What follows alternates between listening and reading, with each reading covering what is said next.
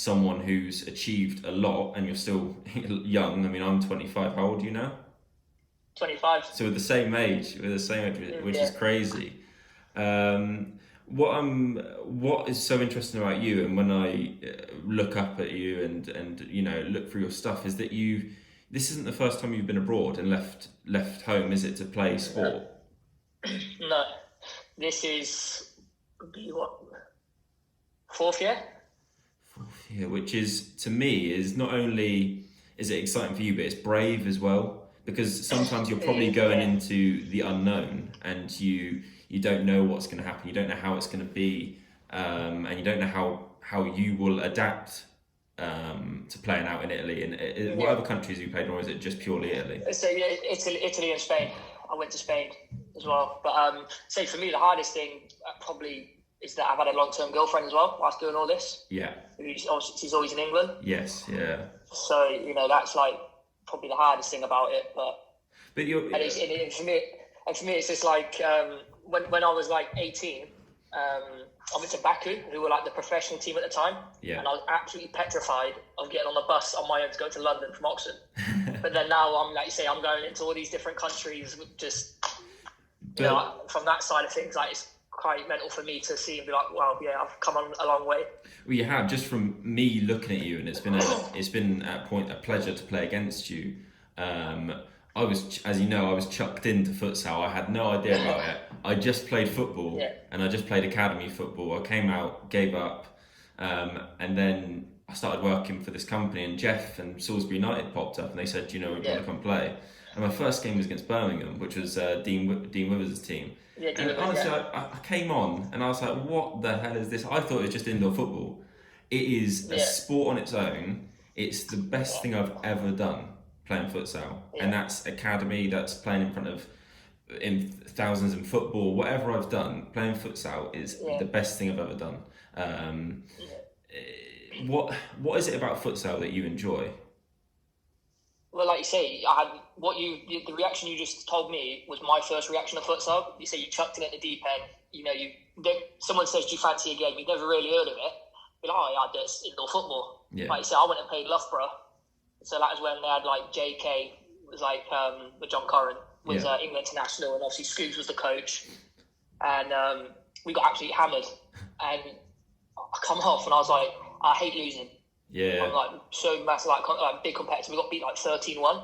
Yeah. And I was like, I kind of enjoyed that, which is sort of like weird for me and my personality to enjoy getting beat, like especially like that, and just wanted to find out a bit more about the sport and carry on playing it. And then, like you say, it's just like I say, it's just for me, it's a game suited to me. So obviously, as I want to be a footballer, like all English lads, girls, and I got to 18. I had a trial at Brentford. Yeah. And as soon as I got there, after like 20 minutes of playing, I was like, I've got no chance. Even if I felt like I was good technically. Yeah. Just looking at lads who are like 6'2", 6 foot. Do you know what I mean? I was like, oh no, I ain't getting selected, even if I was the best technically. Yeah. So like I said, futsal was just a game that was just suited to me. Okay. And like I said, like getting on the ball and all that. It's touching funny. The ball more and.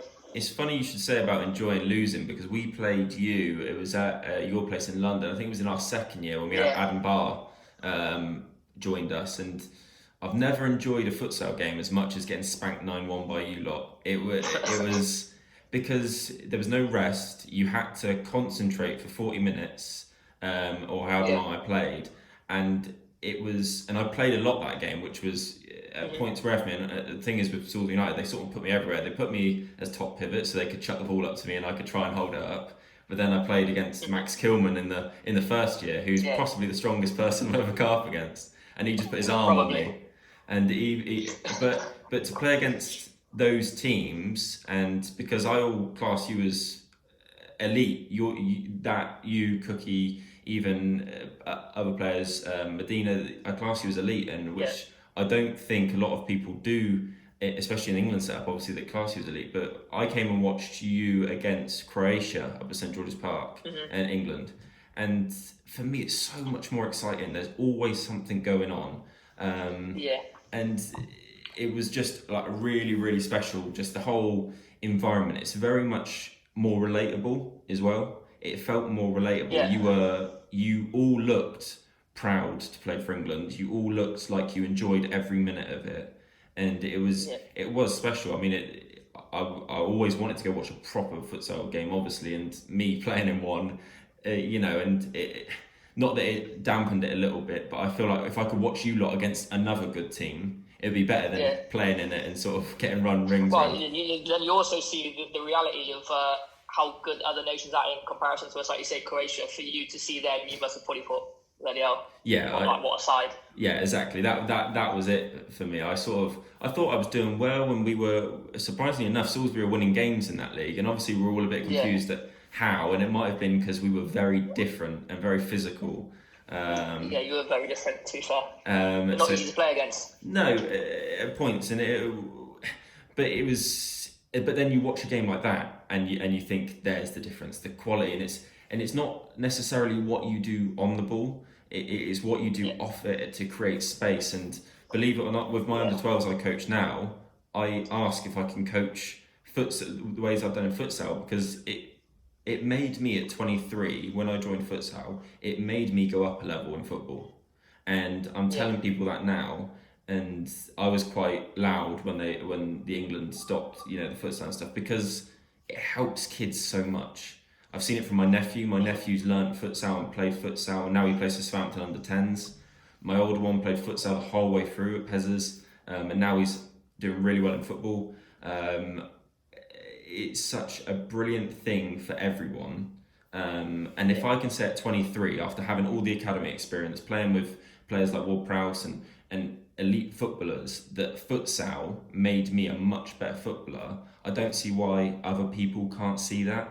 And that's 23, when you're not supposed to still be learning. Yeah, exactly. You're supposed to be, you say your learning days are supposed to be over, and you're in your, coming onto your, in a few years, be coming onto your prime. But yeah, it's one of them. So you only got to look. You can just see who's had futsal experience. Yeah. So when you look at you say Neymar's, Coutinho's, just the way they grace the pitch and how they can dribble with the ball and manipulate the ball, you just know straight away. Exactly. And like you say, and that's the frustrating thing with England, and let's say the English FA is like you say, because unfortunately we've got dinosaurs involved at the FA. They don't see it like that. No, and the biggest... to them, futsal's numbers on a spreadsheet. Yeah. And because they don't make the numbers like football, they're not interested. Well, my dad is the most old-fashioned man in the world. He's proper old-fashioned. He played for Bournemouth and Basingstoke football. Mm-hmm. And when I started saying I'm playing futsal, he was very much, this is indoor football, he's playing indoor football. And he didn't come watch me. Yeah. He'd watch the streams and he'd support me. And then he came and watched against you lot, when you smashed us at home. And he, after that, he had so much respect. So if you can change someone like him, who's the most old-fashioned person in football, and you changed his attitude completely, he loved it. He watched in it. Then he took me up to Manchester when we played Manchester. He absolutely loved it. Yeah. And he is a dinosaur for that. He is, because that's what he believes in. No, but that's what I've always said though, is if I can guarantee you take someone like someone like your father, you take them to one game, like you said, and I could guarantee almost 99% of the time it will change their opinion. Absolutely. On how they perceive futsal. Yeah, I completely agree. My dad, my dad didn't like football, never played football growing up. But obviously he supported me because obviously I'm his son. But then obviously once he comes to watch me play futsal, he loves futsal. Honestly, he is so busy when it comes to futsal. He calls me every day, I was training, how's this, how's that? Yeah, I saw this, I saw that. No, it's for me, it's crazy to see someone like my dad who just didn't like football, but then absolutely loves futsal. Yeah, it's brilliant. It is absolutely brilliant. I can't praise it enough, and I wanted this to be obviously a little bit about futsal to show everyone, because I'm trying to stress to my under-12s at where I work, and they're all very good individually, because I do a lot of ball mastery stuff and skills, which some of the parents look at and like, but I then show them the proof, the Ronaldinhos, the Neymars, the Ronaldos, whoever it is would have practiced that. So going back to when you made your first appearance for England, what was that like? How did you get the call? How did you get the call up? How did that happen? So I was in Italy at the time. Yeah. So I still hadn't been called up, and it was my first year in Italy. I remember, I think we just finished training. And I had an email from the FA to say you've been selected. and I just remember like sprinting around like the hall, like reading like 5 or 6 times just to make sure like this is meant for me. And then obviously called my dad and my mum and my girlfriend, and it was a real special moment. I felt like what I was doing was starting to pay off, because I'd won the English League twice at this point, and I hadn't been selected, and I'm thinking, what have I got to do to get selected? And I was playing when I played for back, I didn't play loads because I was young, but I was still playing with world-class players. Yeah. And I've always said what I learned in them 6 months with them guys is what some people might learn in 10 years. Yeah. Then when I went to Oxford, so we won the league, but I was playing a lot more. Yeah. So I was like, I can't believe I'm not getting selected. And I was starting to get a little bit down about it, because I felt like I deserved my place. Yeah. And so obviously once I got that email, I felt like, finally my hard work started to pay off. And then, my debut was 4 Nations in Wales. And that weekend, I was only meant to play 1 game. Yeah. Because when we do the 4 Nations, they always take a bigger squad to try out some new players and see whatnot. But Scoob said to me, "You'll probably only play against Northern Ireland, but just be prepared, because rookie might not be coming till later. So you might have to play the first game as well against Scotland." Yeah. So luckily for me, rookie couldn't make the first game because obviously it was work. Yeah. So I made my debut against Scotland and had a really good debut. I think I got 2 or 3 assists or something, and like I said, I ended up playing every game that weekend. Oh right, wow. And then so I went from I meant to only play 1 to I didn't miss an England game for 4 years. That's it. That's incredible. It just shows you took your chance. You played well. Funny you should say about what you learned in 6 months is more than what people learn in 10 years. I played with obviously the 2 Northern Ireland players, Adam Barr and Conor Miller, and Bally, Luke Ballinger, and Bally is very much. I don't think I might be saying this. He's very Marmite. You either like Bally or you don't. And Bally. Bally was brilliant for me because we got a similar football background. I know people he does because he's Melksham area, I would let him shout at me and moan at me all day just to spend 10, 15 minutes on a court with him, or just to hear him talk. The way he is, his mannerisms, and he likes things done his way. And to be honest, I prefer that to other ways. And look at what he's achieved in the sport. And I know obviously it was a bit of a sour end, but what he's done, it cannot ever be brushed aside. And what you've all done, and that's important for you all to remember now. Like how many people you inspired. I saw it firsthand because of how excited the kids were where I coached to see you all play when you played against us, and you inspired thousands. I'd hate to think how many people you inspired. You, Stuart Cook, Medina, whoever it is, not just in our area. Obviously Salisbury United was big fans wise, and that was always good, but all over the country people didn't want to just be footballers anymore. They wanted to be futsal players, and that's still happening. It is still happening. I don't work for that area anymore, but I still think they're brilliant what they do, and I think you Stuart Cook, Medina, and all of those people, and Russ, and all of that are a massive, massive part in that. I appreciate it, but we do it for the, like you say, it's for the love of the game, and we want, like everyone else, we want the sport to grow. Yeah. It deserves a lot more recognition than what it gets. Yeah. And like you say, the last few years, like you said, we're starting to see kids don't want to be football players anymore, or they decide they want to be a futsal player, and that's great. We're not saying it has to be futsal, but the fact is that the kids have a choice. Yeah. That it's not just football. Yeah. There's 2 routes that they can go down, and either's fine with that. Well with us. So, looking at England and obviously the way it's ended. That is frustrating. It's frustrating for me, and I've never played. I never played with you in an England shirt, but it's frustrating for me because I can see what it does to everyone, and people I've worked with, and people I've taught futsal, or even watched me play on YouTube or whatever it is. It's frustrating. How do you feel at the minute?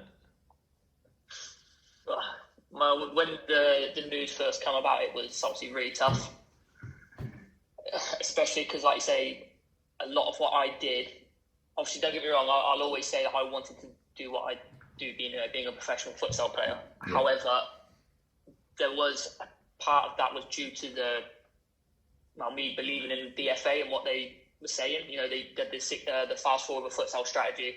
Yeah. And, I really brought into that, and I was like, okay, yeah, if I carry on doing what I'm doing, it's going to be good for me, but also good for England and whatnot. So, straight away I was like, do I just sack this in now and just come home and just be done with it? Or, and that had crossed my, well, it still does cross my mind now. I'm still thinking, I'm thinking next year, do I want to carry on? I'm not sure. Yeah.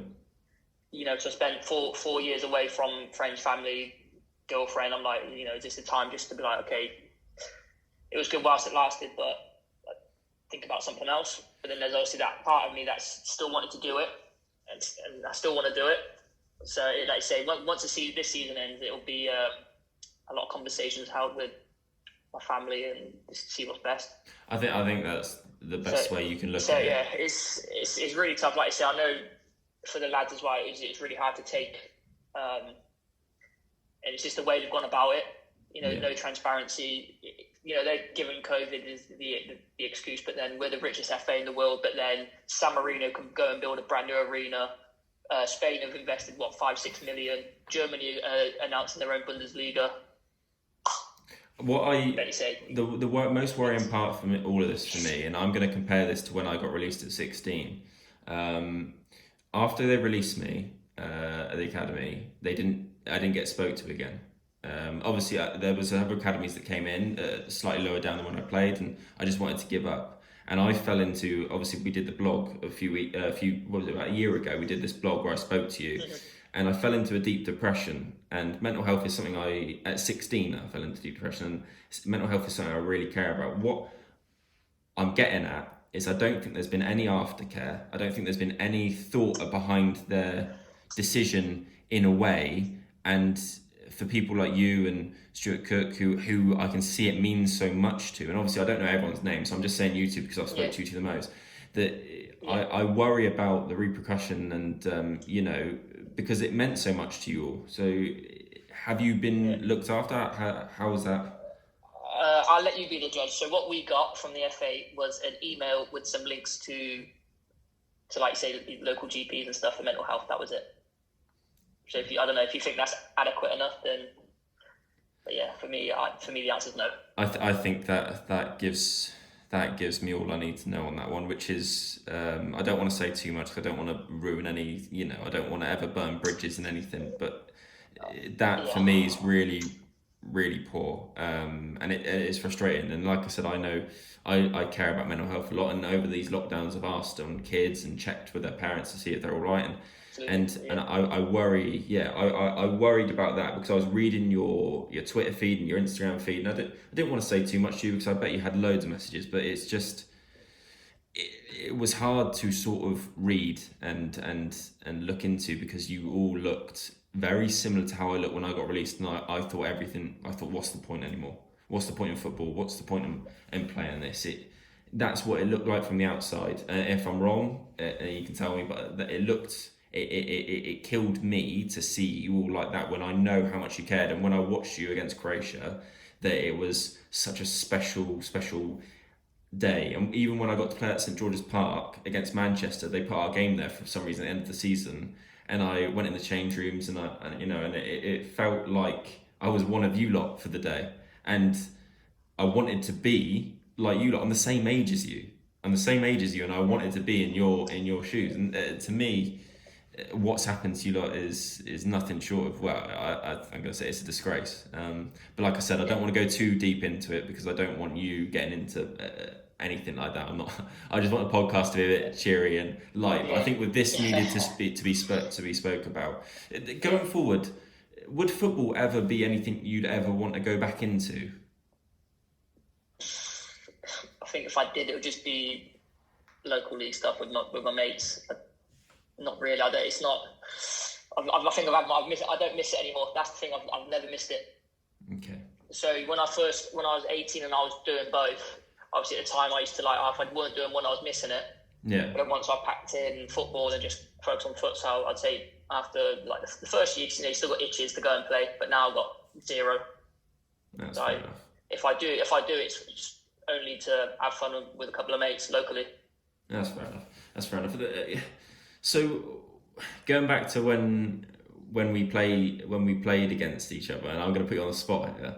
What was your genuine thought on when you played against me? Because I can remember trying to kick you a couple of times. What was your? Because I want to know. Because it's just going to be funny. Because I'm not a futsal player, so I won't be offended. You can be as honest as you want. What was your thought when you came up against Salisbury United? Came up against me for the first time. Other than Jesus, they're massive this side.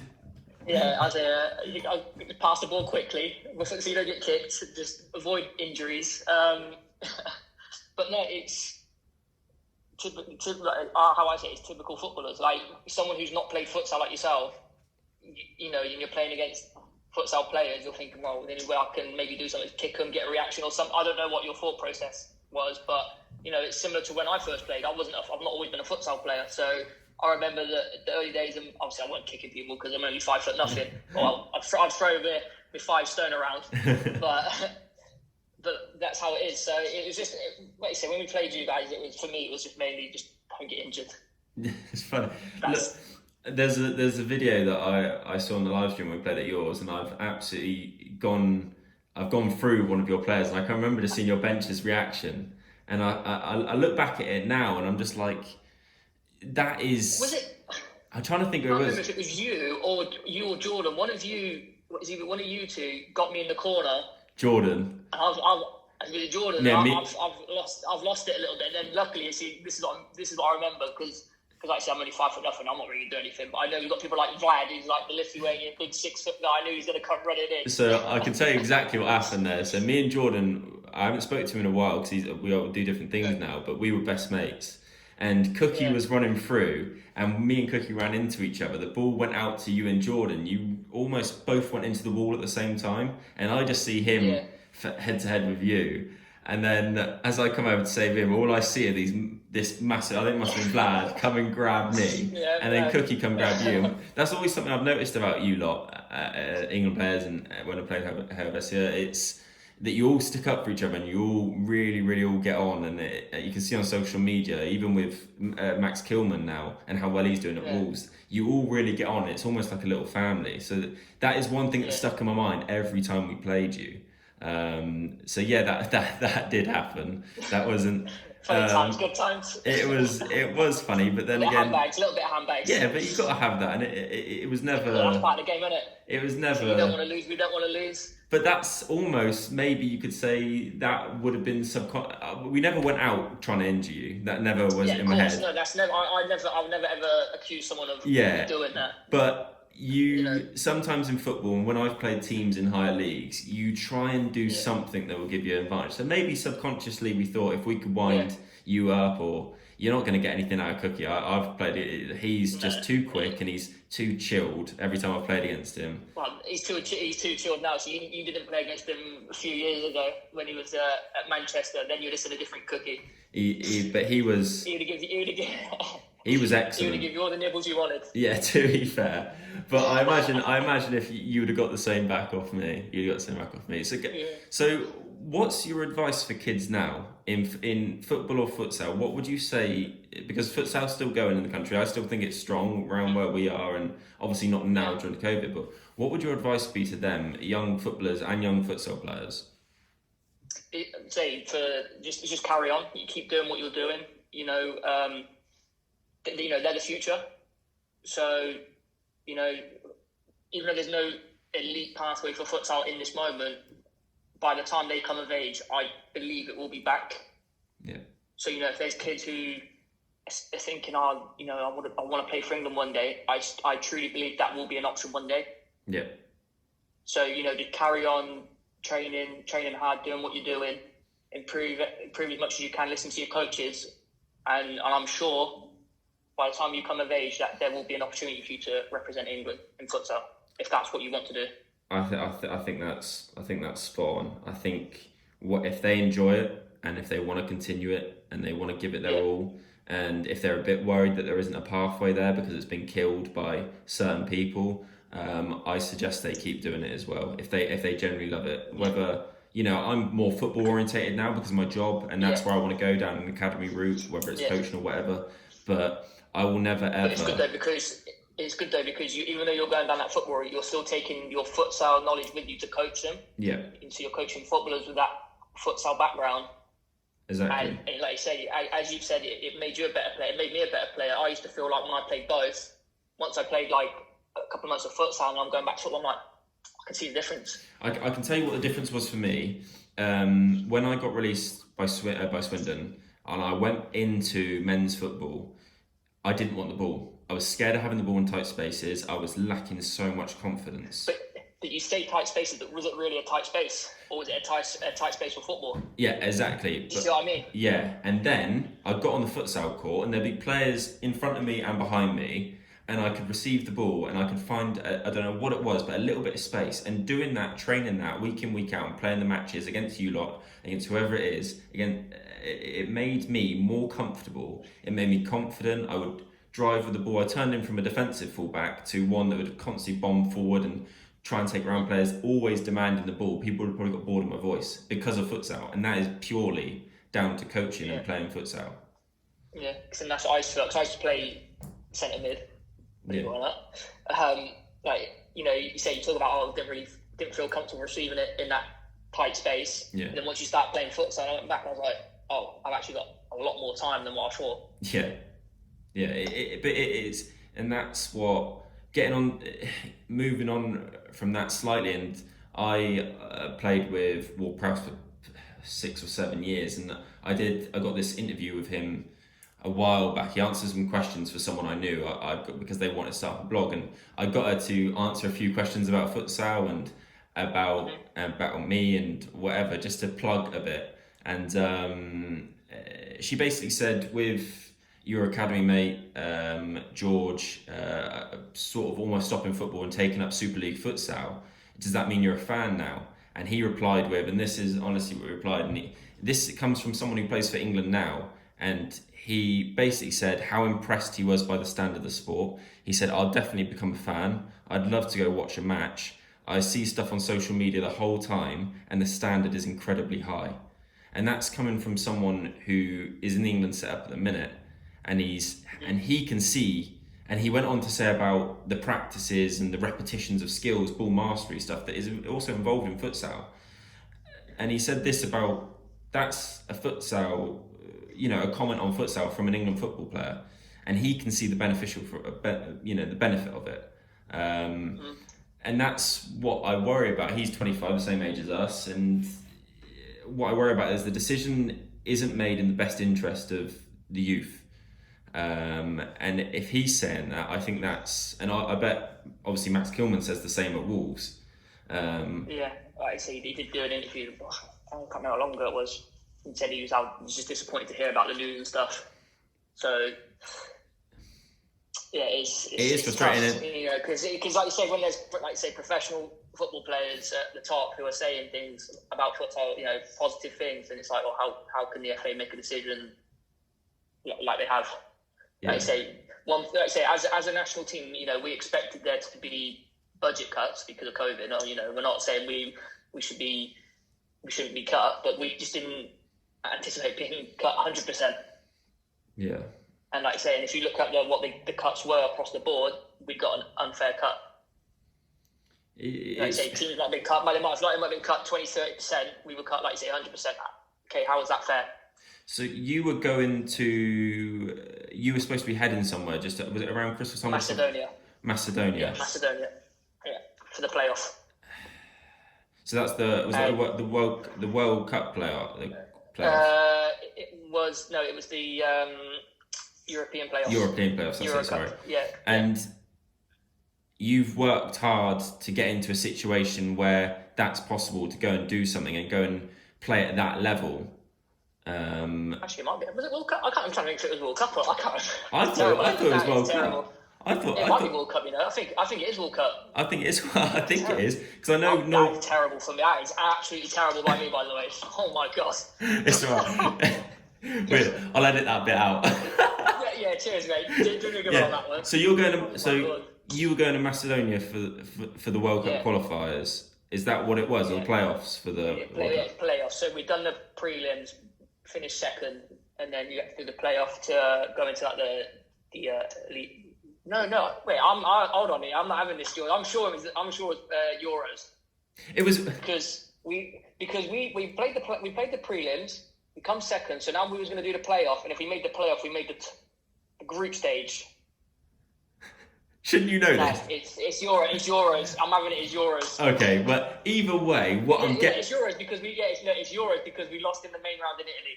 So it's definitely Euros. But what I'm getting at is that's good. I'm glad you're debating whether it was the World Cup or the Euros because it shows how far you came. But I believe to have that opportunity taken away, and you were. So how late were you told that you couldn't go there? 5 days before we were due to go. And had you all, as a collective, said you are okay to travel? We can go. So basically, the FA did absolutely everything for us as players to not want to go. So they would send we had to get tested and stuff. All the players, yeah, fine, whatever. Wherever you want to get tested, everyone to travel to St. George's Park to get tested, fine, no problem. Then it was just to let you know, if you go to Macedonia, you've got to come back, you quarantine for 2 weeks. Yeah, fine, no problem. All the players, yeah, no problem. Or the ones who couldn't, there was 1 or 2 who couldn't, fine. Yeah, they said, no, I can't because of teachers at school, so fine. They weren't going to play. Then it was, the final, I felt like their final product, to try and get to I don't really fancy this, was if you get COVID in Macedonia, you've got to isolate out there for 2 weeks, but then on your own, but then when you come back, isolate for another 2 weeks. And all the players were like, yeah, fine, that's the risk we're willing to take. And that just shows that shows how much you cared and you wanted this opportunity. Yeah, like I say we don't get paid to play for him, but it's just for the love of futsal and playing for our country. And people, like you say, were willing. For me, it's easy because it's my job. So if I had to tell my team, I got COVID, I said, we can't do a lot. That's what it is. But like say someone like, let's say Calvin Dixon works for the Guardian. Yeah. He's got to say, I've got to stay in Macedonia for 2 weeks, and then when I come back, I've got to stay home for another 2 weeks. They might say, well, sorry, that's we can't allow that. You sacked, sort of thing. Imagine that. But people were willing to take that risk.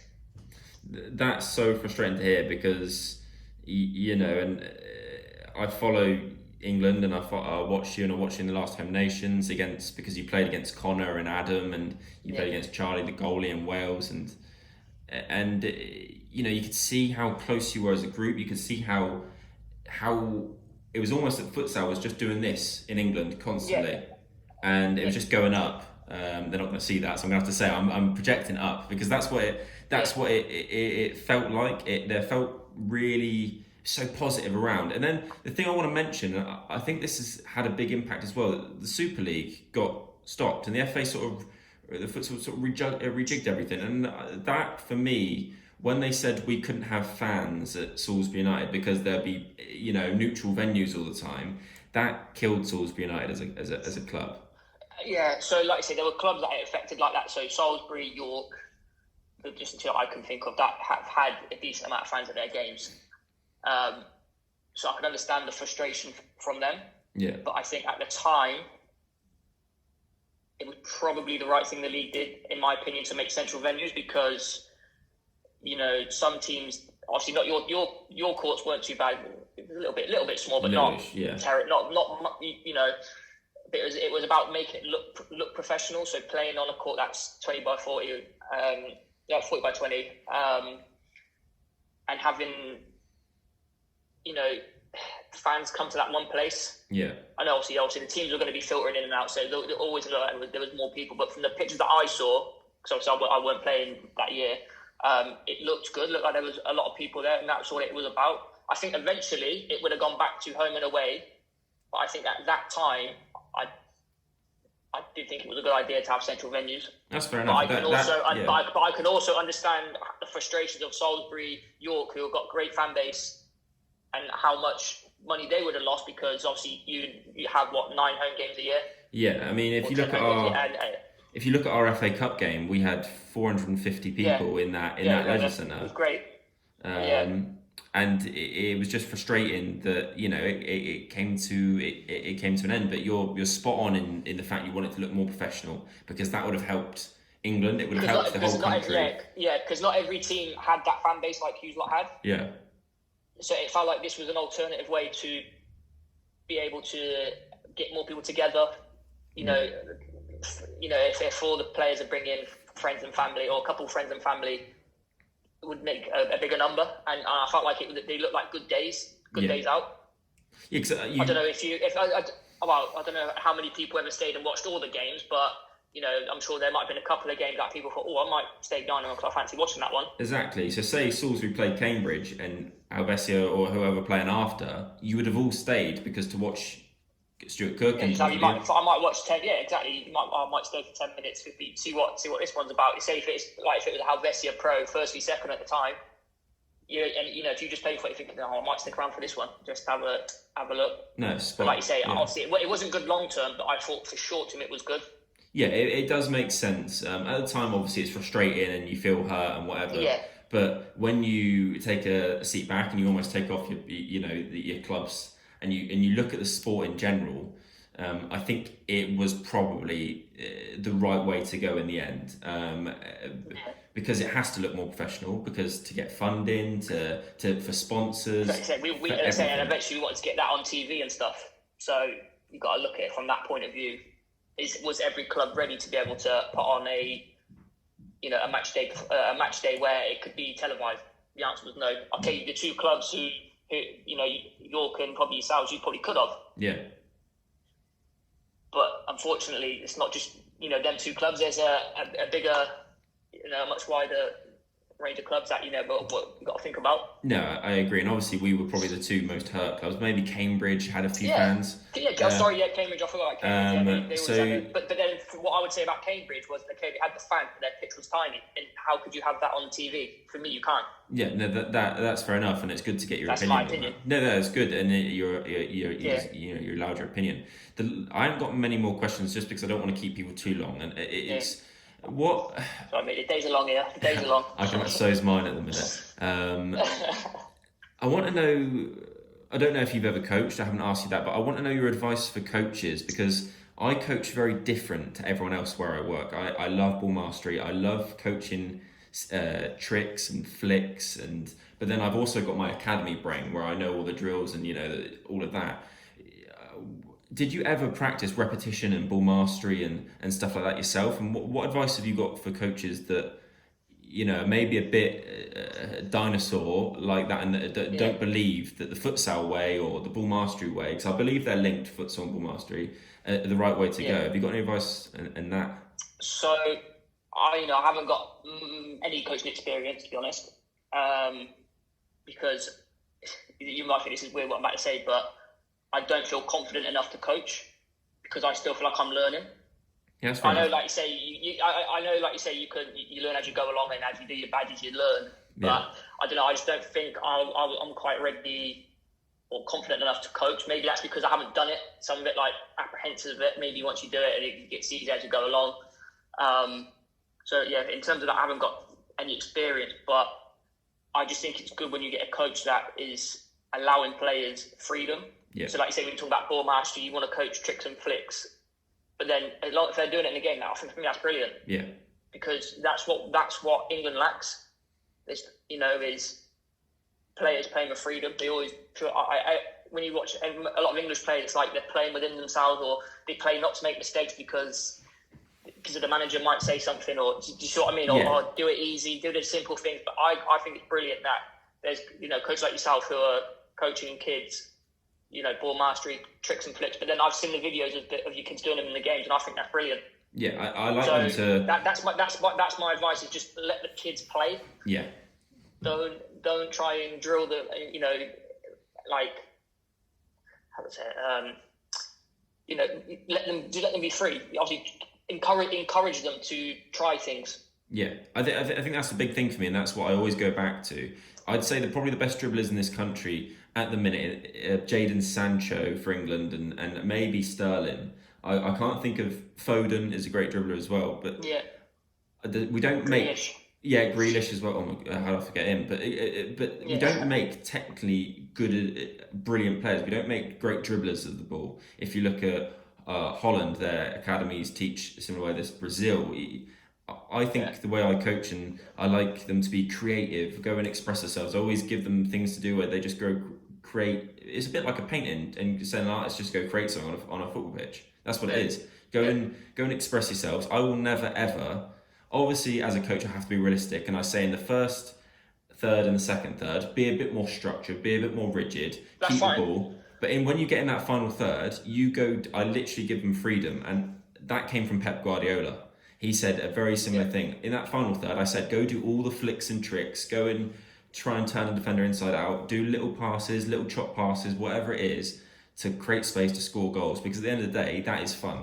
I know I have fun when I'm training and I'm trying all the flicks and tricks and being expressive. And Sancho, Sterling, Grealish, because I guarantee there's coaches that don't know a lot that would say to Grealish, he keeps on to the ball for too long. Same as Foden. 100%. And 100%. and it's wrong because look at him now. He's the most fouled player. He wins free kicks. He's getting into the England team. Foden's the exact same. If he obviously didn't do that thing out in Iceland, he'd probably be in the team more. And you got Greenwood coming through, and we need more like this. And if I'm one of a very few that start it, I want it to be more and more because I think it's the right way to coach. And I'm glad you believe the same. Yeah, no, I generally do. Like say, it's good. Like say, Cookie's now coaching, which is for me is Bolton are very lucky to have someone like him involved.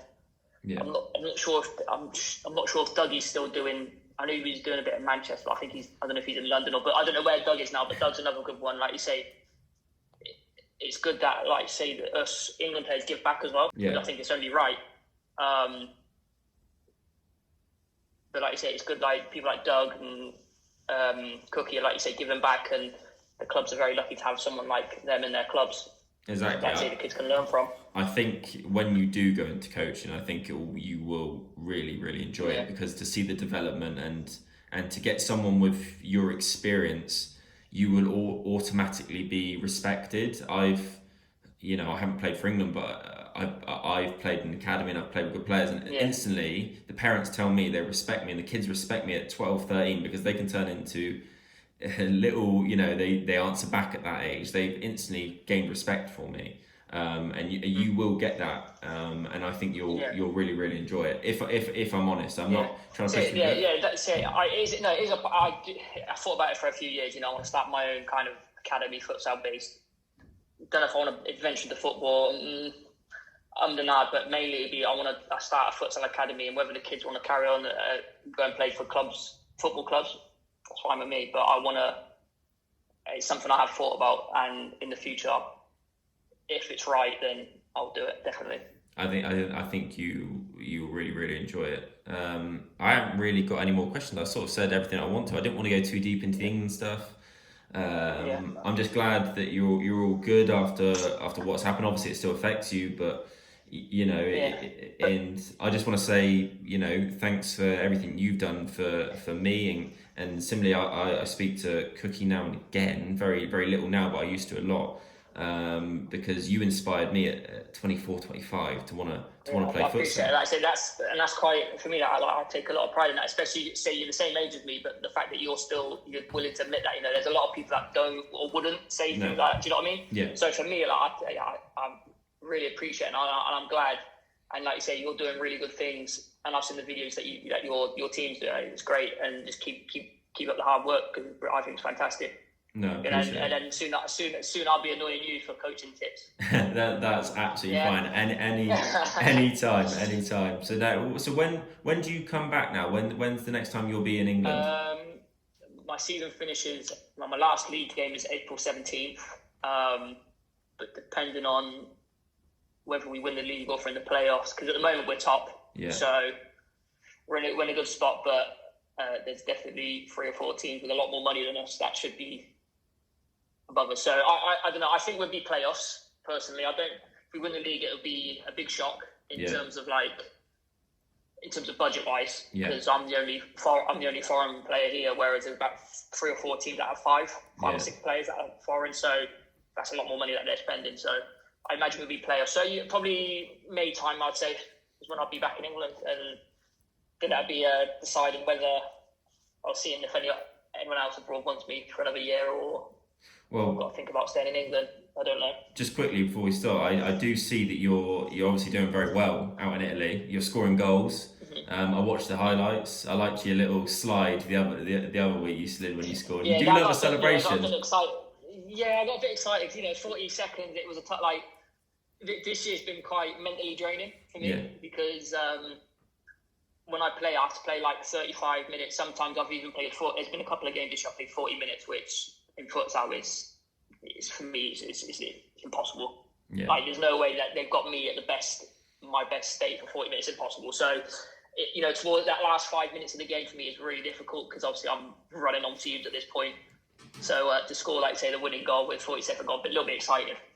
But I don't know. I think it's the Italian culture because like say we don't have many people watching our game because of COVID. So the people that are in the videos are only people that are from the club. Yeah. But I don't know. There's just something about the Italian culture that they absolutely love it. Like just having 10 people that are constantly making noise and like say it just gives you that extra 10%. So exactly. When you score the winner or when you score that, they go crazy. So you just want to join in with them. But that's what it's always been like abroad. I obviously play football in front of a few, but as soon as you play futsal, even if it's in front of 100 at Five Rivers and Salisbury, it sounds incredible. And when there was 450 people that day, I was on the court. I couldn't hear what anyone was shouting. I couldn't hear anything. And it does. It gives you. It almost makes you feel like you're playing in front of 50,000 in the Premier League. That's what like it gave at Wembley. Yeah. It does. It does. It's like when we was playing in Thailand. Yeah. I don't think there was no more than 100 people, but they had all these drums, like they were like the Thailand ultras. They had all these drums. We couldn't hear each other speaking. And I was like, this is crazy. And just like that feeling you get, it was like, I enjoy this. This is what it's about. So I'm going to ask one more question, and I think probably one of your best goals for England is against Germany. Is that it was against Germany? Which one? It got laid off to you by Cookie. It got laid off to you by Cookie. Yeah. Would you say that's your best goal for England? Well, both of them laid off by Cookie. One was a free kick. One you was you drilled it top right, and then you went and celebrated over with. Oh, with my dad. Yeah. So that was the free kick. Yeah, the free kick. Would you say that's your best one? I watched both those games. What would you say is your best goal for England? Because I enjoyed both the games against Germany. I'll enjoy. Well, for me, the both games against Germany were probably the two best games I've ever played for England. So I'd say so. You were very, very good both games. But for me, it's both for the Germany goals. I don't know if I could choose because the first one, like I say, was put it nice in top corner. I'm not gonna lie, and then obviously celebrating my dad, that makes it extra special. Yeah. And then obviously the fly keeper one was good because I don't normally score that many from far out. So. No, that one was a very, very good goal. They were both. Yeah, it's tough, but I think it's a good shout. What you said, the first one against Germany could probably up there technically. I think for the moment as well, because when you went and celebrated with your dad as well, you can see on the live stream how much it meant to you and on obviously to your family as well. Because it's England versus Germany. That's not a friendly. Yeah. It never will be, whether it's football, any sport. So it was brilliant. It was brilliant to watch. But now I really appreciate the time you've given me again because you've done stuff on my blog. No worries. Any time you need something, you can always I appreciate send me a that. message. Not a problem for me. No, and I'd love to have another chat again come near the end of the season. We can talk about how your season's gone and what happened after this. Yeah, definitely. So no, I really appreciate it. I'll get this out maybe even tonight, maybe over the weekend. I've got so many more podcasts to do. No worries. But this one was one I was looking forward to. Keep up. I like it. I enjoy doing things like this. So for me, it's not a problem. And I'll have a watch of the other ones that you've just done. Cheers. Thank you very much. Stay no worries, safe, mate. And I'll see you soon. Yeah, take care, mate. Cheers, mate. Thank you very much. See you later. Cheers. Bye.